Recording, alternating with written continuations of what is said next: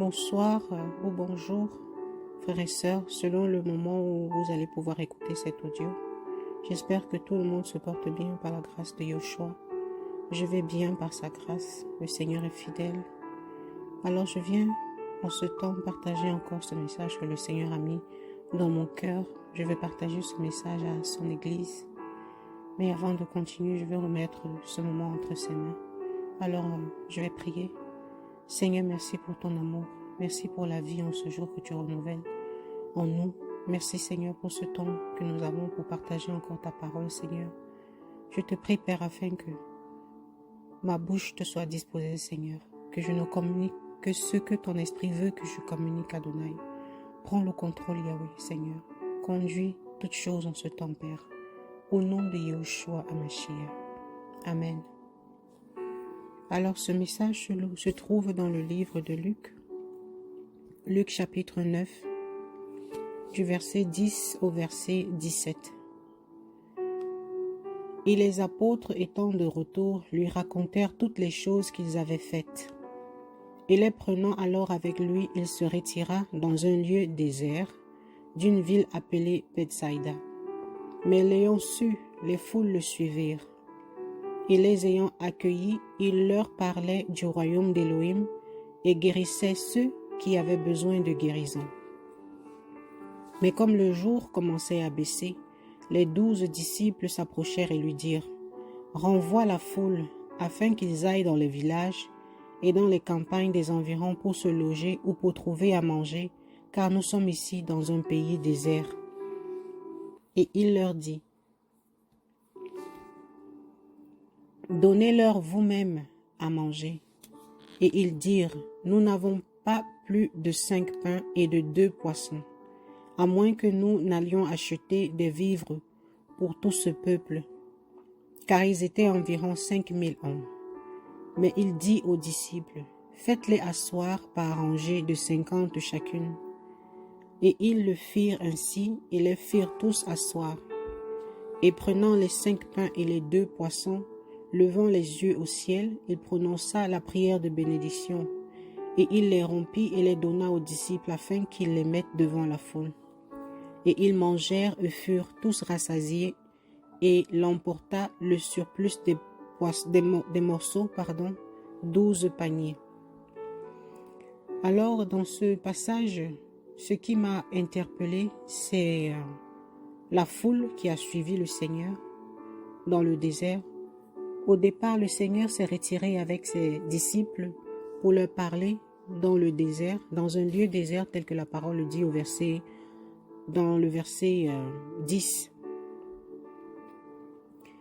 Mais la foule a suivi le Seigneur en fait. Et cette foule nous représente, nous les chrétiens. Quand nous voyons comment le Seigneur nous garde, quand nous voyons comment le Seigneur agit, quand nous voyons comment le Seigneur se glorifie dans nos vies, on ne peut que le suivre partout. On ne peut que aller là où il va, partout où il va, on ne peut que le suivre. Mais seulement dans ce désert-là, le désert, nous savons dans la parole, le désert représente les épreuves. Quand on suit le Seigneur, quand on décide de le suivre partout où il va, on va se retrouver dans le désert parce que le Seigneur est un homme de désert. Si nous regardons bien dans les Écritures, le Seigneur était avec la foule, avec les disciples, mais il aimait beaucoup se retirer dans les déserts. Si nous prenons la décision de suivre le Seigneur, nous allons nous retrouver aussi, parfois, dans les déserts avec lui. Parce que le Seigneur aime le désert. Le Seigneur aime des moments où il se retire pour parler au Père, ou même pour enseigner ses disciples. Alors cette foule-là s'est retrouvée dans le désert avec le Seigneur. Cette foule, c'est nous les chrétiens, qui parce que nous suivons le Seigneur, parfois on se retrouve dans le désert. Le désert, c'est les combats. Le désert, c'est la souffrance. Le désert, c'est le rejet des hommes. Le désert, c'est la solitude. Le désert, c'est l'incompréhension. C'est tout ce que nous pouvons traverser au quotidien comme épreuve qui nous afflige. Et c'est ça le Seigneur. On ne peut pas suivre le Seigneur sans se retrouver dans le désert.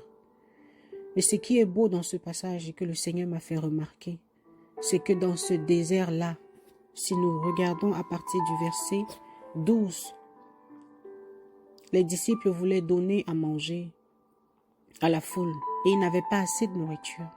Le Seigneur leur a demandé de leur donner à manger eux-mêmes, mais ils en étaient incapables. Alors le Seigneur a pris les deux poissons qu'il y avait et les 5 pains. Il a béni et il a donné aux disciples de distribuer à la foule.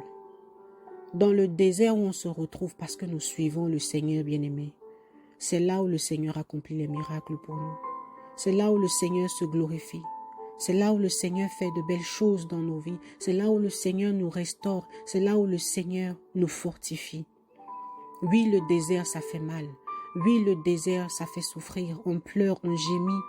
On se demande parfois, Seigneur, pourquoi moi? Seigneur, pourquoi ce désert? Mais dans le désert, le Seigneur veut se glorifier.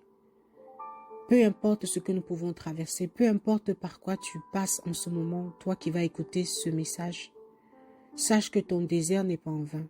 Sache que dans ton désert, le Seigneur ne t'abandonnera pas. Sache que dans ton désert, le Seigneur ne te délaissera pas. Comme cette foule qu'il n'a pas laissée, qu'il n'a pas lâchée, il leur a donné à manger. Sache que dans ton désert, le Seigneur va renouveler ta force. Le Seigneur va t'équiper. Le Seigneur va t'épauler. Il va te garder. Sois-en sûr parce qu'il est fidèle à sa parole. Il sait que les épreuves, ça fait mal.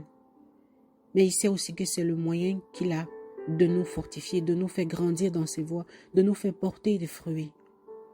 Mais même dans ce désert qu'il permet dans nos vies, il ne nous laisse pas tomber. Alors, bien-aimés, soyons tous encouragés. Soyons tous fortifiés au nom de Yeshua. N'abandonnons pas, persévérons même dans le désert, parce que le Seigneur est bon.